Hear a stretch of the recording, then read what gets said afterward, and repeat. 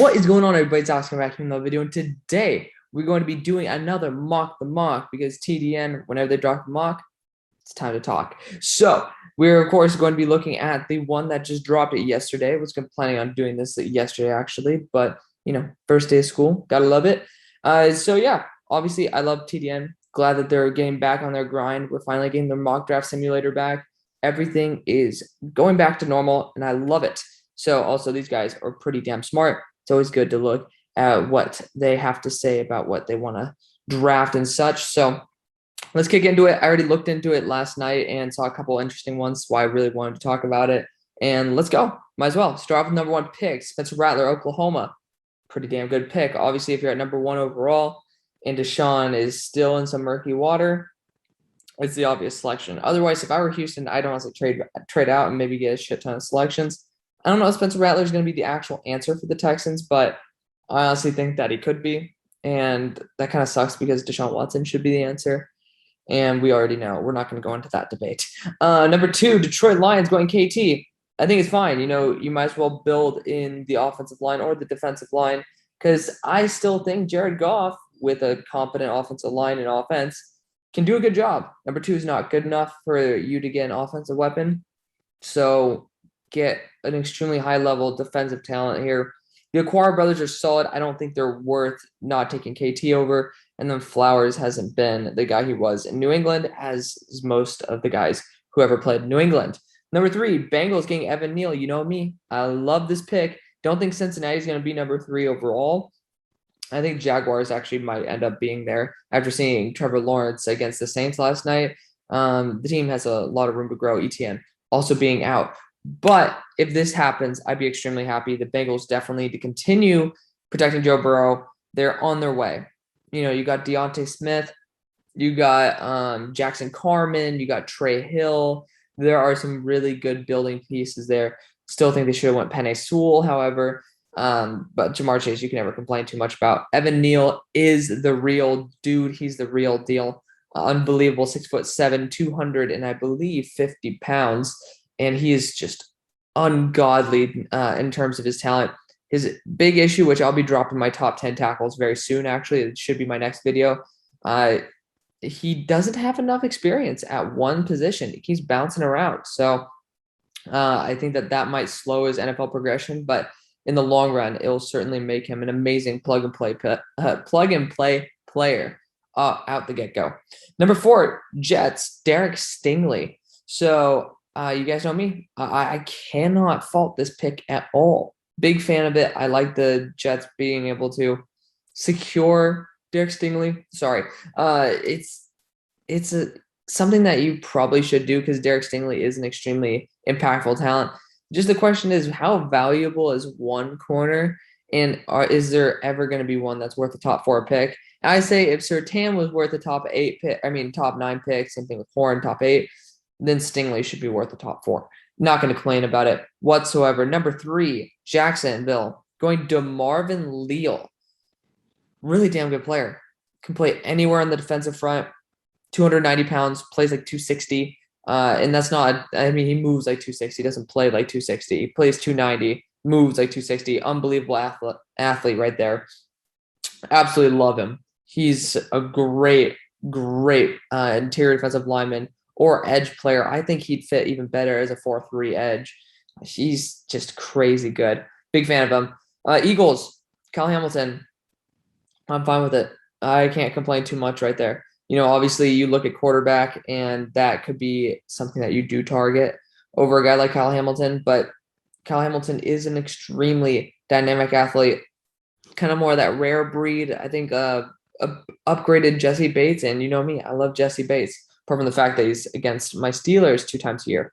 But, Kyle Hamilton, can't complain too much. Anthony Harris there on a 1-year contract. Other safety is, I think isn't Rodney McLeod? Even if it isn't, it's definitely not good enough to stop getting a guy of Kyle Hamilton's prowess. 7, Atlanta getting Sam Howell. I actually really like that fit. He would definitely be able to take over where Matt Ryan is going to be leaving off. And it's a good spot for him, too. Sam is going to regress this year. Maybe. If he doesn't, then he's going to be thrust in that number 1 conversation. After losing his top 4 targets, this is a perfect place for him to be. It's full of talent, but not too much to where like people will write him off. You look at Baker, and even if Baker does well, I'm pretty sure people are going to start saying like, "Well, look at the talent around him." Sam Howell, this could be a perfect team for him. He's pretty much an upgraded Matt Ryan, in my opinion. He has the mobility aspect, and I think this is just an excellent fit. I would love this pick if it were to happen, and it might be able to take away from should drafted Justin Fields. So 8 Vegas going Drake Jackson. I do not get what people are in love about Drake Jackson. Like even Broshmo, who is a big fan of Drake Jackson, dropped off a little bit on him. Like, dang, number 8 overall, first edge. I mean, technically second edge off the board. We all know the first edge is going to be KT. So first, like edge where you can actually make a decision on who you're going to take. Taking Drake Jackson seems like a Raiders move. That's my takeaway right there. Number 9, the Giants going Darian Kinnard. That is the reason I made this video. Darian Kinnard is an unbelievable mauler, but he is crap in the pass game. I think he's my number 6 offensive tackle, and that is solely because he is a very dominant run blocker. He doesn't have very good post-snap processing. His mechanics need some work. There's just not a lot to like about Kinnard outside of how dominant he can be in that run game, which Kentucky makes sense. I don't think he's going to be taken this high, not even close, because Kentucky offensive linemen just in general are not playing a very modern scheme, very run heavy, and it's not like Kentucky has a 5-star quarterback lighting it up all the damn time. So I would just say halt your horses on Kinnard here. Does have it is a Gettleman. His type of Gettleman pick. I do get that. But there's a lot of young offensive linemen here. There's no need to get Kinnard. Interior offensive line is definitely need. But if you want to get somebody who could be a guard, get a guy like Tyler Linderbaum who could be a center too. Or just wait till the second round and get somebody, right? There's just no need to reach on a guy like Darian Kinnard, who I know they have as their 16th player. It's like a big thing in my draft. Me like, what the hell? Number 10, Panthers, Kirkland. Yeah, I think I made that exact pick. Love it. You know, he has guard versatility as well because he's lighter. I believe he's like 310 pounds. Really damn good offensive lineman right there. If I were to consider him in my top 10 tackles, which honestly I might just complete my list by putting him in there. Yeah, I think he'd be up there. He'd be up there. I just think he's a little bit light, doesn't have as much strength, which I just popped off, just popped across here. And there you go, anchor as well. So talking about that. They do tend to get guys like that, though. You look at who they draft this past year, Brady Christensen, somebody who had a pretty shit anchor as well, but was pretty damn consistent. It seems like it's up to Carolina Panthers alley, and I think I like the fit a lot.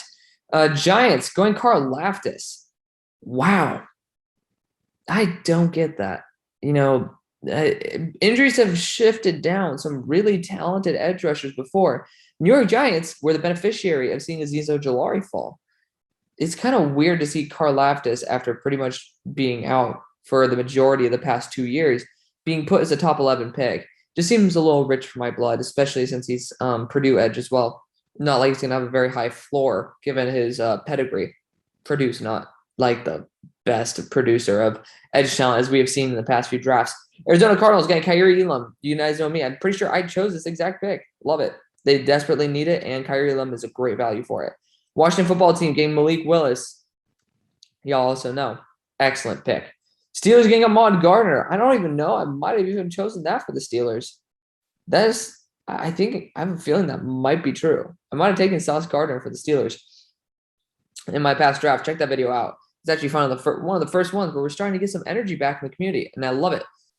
The Steelers, as long as there's not like a really high level talent out there, like tackle or quarterback, you can say Matt Corral. I'm perfectly fine with it. I'm gonna be straight up perfectly fine with it. Vikings, Brand Joseph, exact same pick I made. Excellent value. I have him as a top 5 player, or top 6 or top 5 player. One of the two. Broncos getting Carson Strong. I've seen flashes of Strong. My first game, I saw him against Fresno State. Thought he was almost undraftable, right? Like I saw some flashes there, but it's like any quarterback can show those flashes. I saw him against, I believe, San Diego State. he looked better. He looked better. So there's going to need to be some more all-22 tape that comes out. My the source that I use doesn't have any more games besides that. So I'm excited to see him develop this year. And I'm going to have a little more solidified opinion based on that, because one tape said absolutely not. Another tape said you can have minor justification to put him in the first. So we'll see about that. Chargers going AIDAN Hutchinson way, way too high. There's still like Kingsley and Nagbear and Enigbare, whatever the hell you want to call him. This is really rich for my blood. And I know TDN has like Kingsley down in like the 50s. This is just, again, I don't think the Chargers are going to be going after that. Chargers still could get a guard spot. You know, you could get Tyler Linderbaum put my guard. Kenyon Green, somebody who can potentially play a tackle spot. There's just a lot better linemen here than AIDAN Hutchinson, even on the defensive side as well as offensive. Patriots, Booth, I'd hate it. And there's only one reason I hate it, because he'd end up becoming a freaking boss in New England. And I'm tired of seeing the Patriots continue to develop excellent talents at corner. So cheers to the Patriots. It's a good pick. But I just don't like the fact that Patriots are going to continue getting better. Saints getting Matt Corral. Honestly, after seeing Jameis Winston play today, and Marquez Callaway, by the way, I think he was a 4.7. That was like the first NFL draft that I really watched, or NFL combine that I watched. You know, I think that you might not need to go for a new quarterback. Again, Jameis Winston was the highest graded quarterback on Todd McShay's list ever coming out of college, if I'm not mistaken. There's hope. There's hope right there. I don't think even my high school quarterback, Matt Corral's going to be – I don't think he's going to be a need right now. There's a lot bigger needs on this team, especially wide receiver, where you have excellent talents on the board. Just a little bit weird to me. Eagles getting Zion Nelson. I don't think that you really need to do that. Andre Dillard could probably move into guard if you need him to. And then as long as you put Dickerson at center when Kelsey retires. Mailata should probably stay. They're saying he's a better fit on the right side, and that's kind of disrespect. That's weird. Like, I don't know if they forgot about Lane Johnson being there, but I'm not a big fan of their justification for that pick. If they said Jordan Mailata might not be a franchise left tackle, then we could start talking. But they're talking about him fitting on the right side, and I don't. You guys can correct me on that. Pretty sure Lane Johnson's going to be there. Hey, that's just really weird to me. Cowboys getting Myjai Sanders. It's fine. Edge rusher is a definite position in need. You guys always get mad where I go because I like building up that secondary, because I don't believe in Kelvin Joseph. He even showed up overweight. So, Myjai Sanders is going to be my edge 9 if I'm not mistaken, but I understand how good he could be. I personally think even Zach Harrison is better, speaking of weight issues, but there's a lot to dive into there. We got an edge video that's going to be coming out for that. 22 Jets going Garrett Wilson. I don't really think they need more wide receivers. They're kicking off their second round pick from literally just over a year ago, but it is a damn good pick, isn't it? Like, dang, that is a really good pick. Colts getting Sevyn Banks. I don't like Sevyn Banks. To be honest, I think this is the first time I have not seen McDuffie go before Banks. And I think McDuffie's better than Banks, and I'm not even a McDuffie lover, right? That's weird. That is weird. Sevyn Banks did not really like him. Could not cover the out route. That was the thing. He could not cover the out route, and I thought his hips were extremely tight on that. And don't really think Sevyn Banks is built for a first rounder right now. Tennessee Titans, Christian Harris. I mean, are they going to be going back for another Bama linebacker? I'm pretty sure they're not too pleased with the one they have.